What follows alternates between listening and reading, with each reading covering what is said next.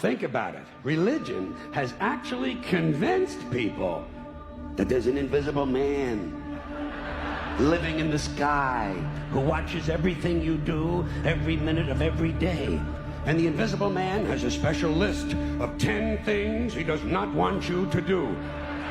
And if you do any of these 10 things, he has a special place full of fire and smoke and burning and torture and anguish, where he will send you to live and suffer and burn and choke and scream and cry forever and ever till the end of time. But he loves you.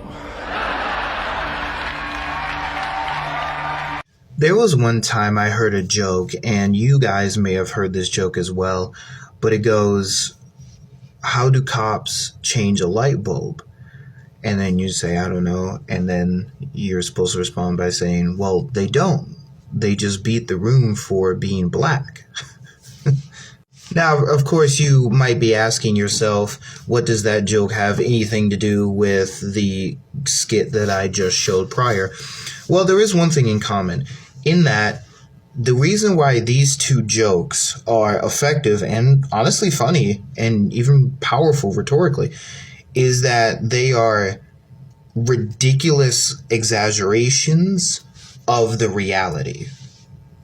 So while these two jokes are honestly funny and rhetorically powerful, they are exaggerations. Now, that's fine for the sake of a joke. A joke does not need to be accurate in order to be funny. In fact, sometimes that's what makes the joke funny, is that it's not accurate.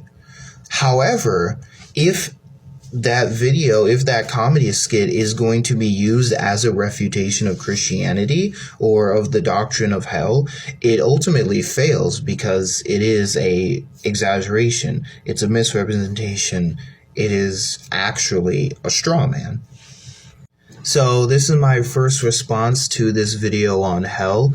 The more substantive response, I would say, is going to be in part 2 and maybe part 3 if I feel I have to. But I felt that all I really needed to do with this particular video is maybe add a couple notes, but ultimately say that this comedic skit is funny, but ultimately a straw man against the Christian faith, and thus a flawed argument.